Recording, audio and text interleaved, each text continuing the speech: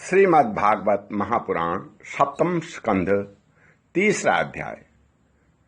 इस अध्याय के अंतर्गत आज आप सुनेंगे हिरण्यकश्यप की तपस्या और वर प्राप्ति। नारद जी ने कहा, हे युधिष्ठिर, अब हिरण्यकश्यप ने यह विचार किया कि मैं अजय, अजर, अमर और संसार का एक छत्र सम्राट बन जाऊं, जिसमें कोई मेरे सामने खड़ा न हो सके।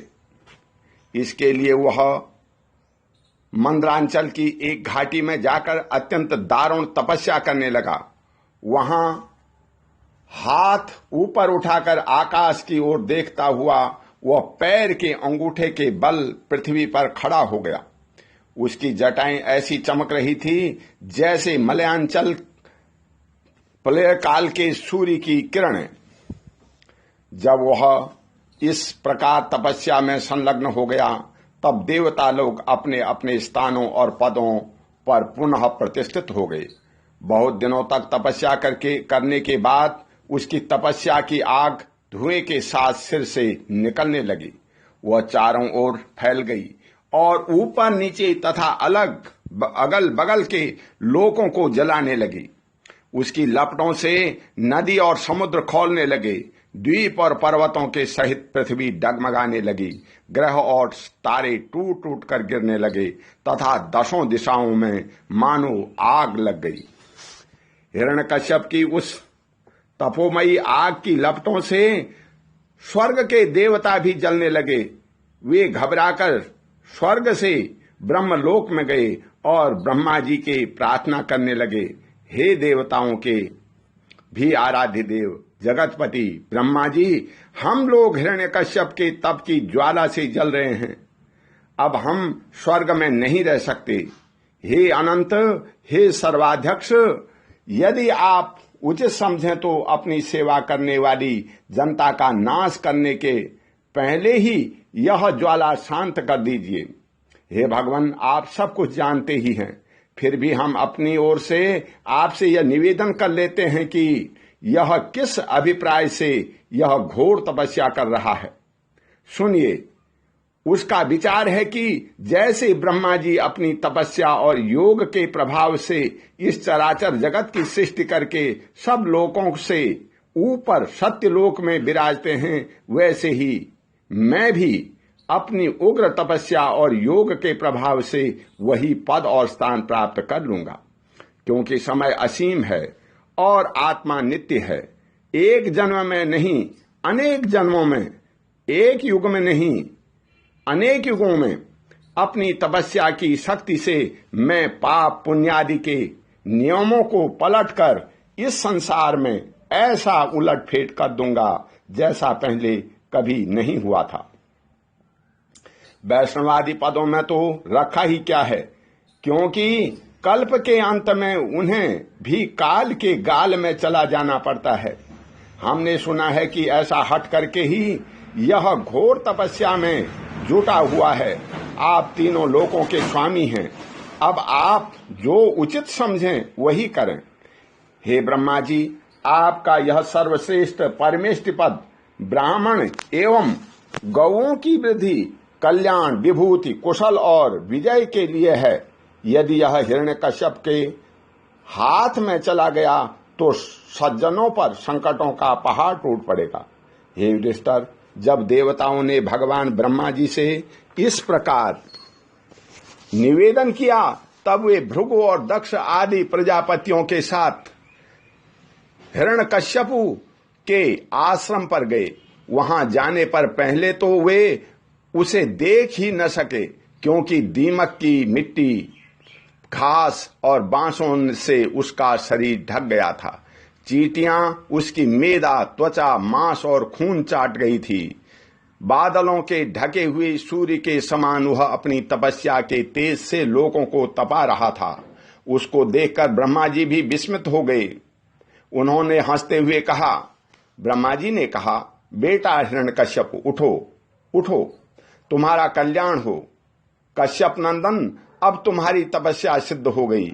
मैं तुम्हें वर देने के लिए आया हूं। तुम्हारी जो इच्छा हो बेखटके मांग लो। मैंने तुम्हारे हृदय का अद्भुत बल देखा। अरे डांसों ने तुम्हारी देह खा डाली है, फिर भी तुम्हारे प्राण हड्डियों के सहारे टिके हुए हैं।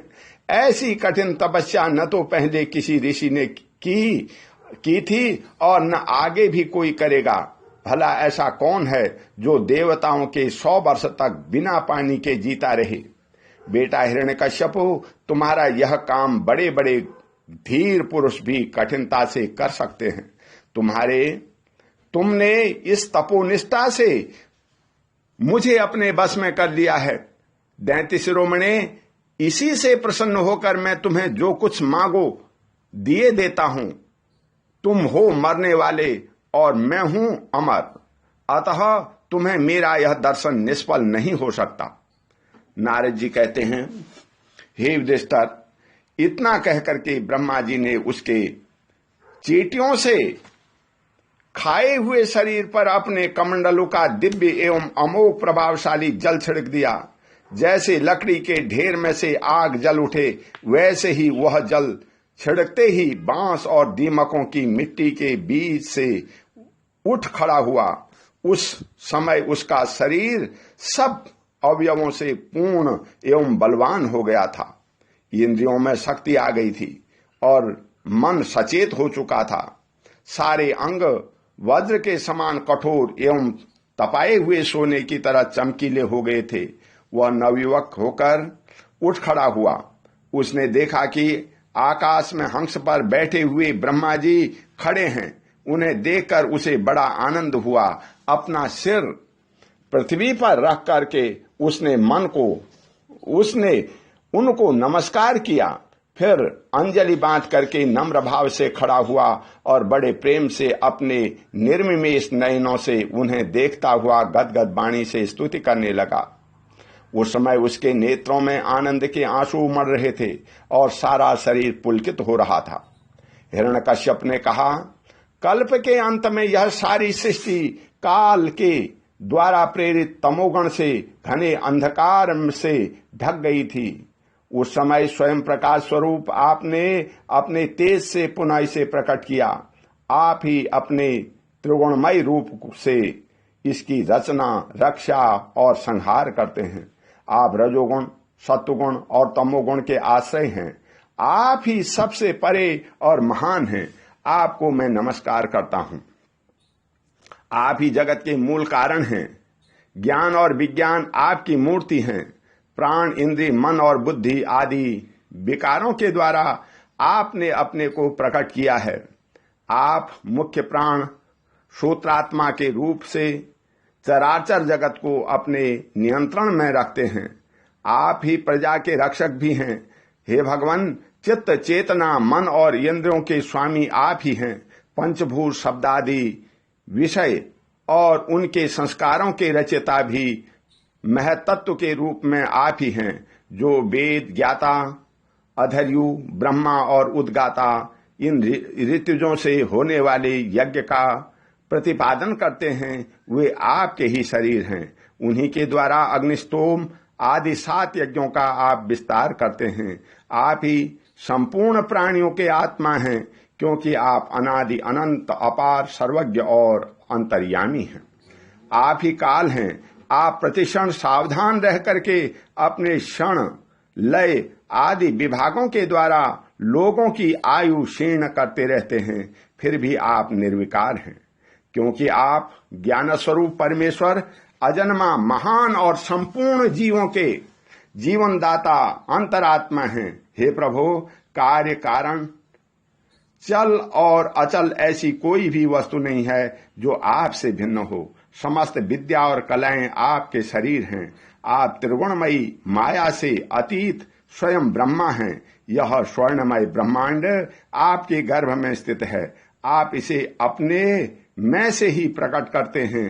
हे प्रभु, यह व्यक्त ब्रह्मांड आपका स्थूल शरीर है। इससे आप इंद्रिय, प्राण और मन के विषयों का उपभोग करते हैं, किंतु उस समय भी आप अपने परम ऐश्वर्यमय स्वरूप में ही स्थित रहते हैं। वस्तुतः आप पुराण पुरुष, स्थूल सूक्ष्म से परे ब्रह्म स्वरूप ही हैं। आप अपने अनंत और अव्यक्त स्वरूप से सारे जगत में व्याप्त हैं। चेतन और अचेतन दोनों ही आपकी शक्तियां हैं। हे भगवान, मैं आपको नमस्कार करता हूं। हे प्रभु, आप समस्त वरदाताओं में श्रेष्ठ हैं। यदि आप मुझे अभीष्ट वर देना चाहते हैं तो मेरा यह वर दीजिए। ऐसा वर दीजिए कि आपके बनाए हुए किसी भी प्राणी से, चाहे वह मनुष्य हो या पशु, प्राणी हो या अप्राणी, देवता हो या दैत्य अथवा नागादि, किसी से भी मेरी मृत्यु न हो। भीतर बाहर, दिन में रात्रि में, आपके बनाए प्राणियों के अतिरिक्त और भी किसी जीव से, अस्त्र शस्त्र से, पृथ्वी या आकाश में कहीं भी मेरी मृत्यु न हो। युद्ध में कोई मेरा सामना न कर सके। मैं समस्त प्राणियों का एक छत्र सम्राट हूं। इंद्र आदि समस्त लोकपालों में जैसी आपकी महिमा है वैसी ही मेरी भी हो। तपस्वियों और योगियों को जो अक्षय ऐश्वर्य प्राप्त है वही मुझे भी दीजिए। ओम शांति। बोल श्री कृष्ण भगवान की जय।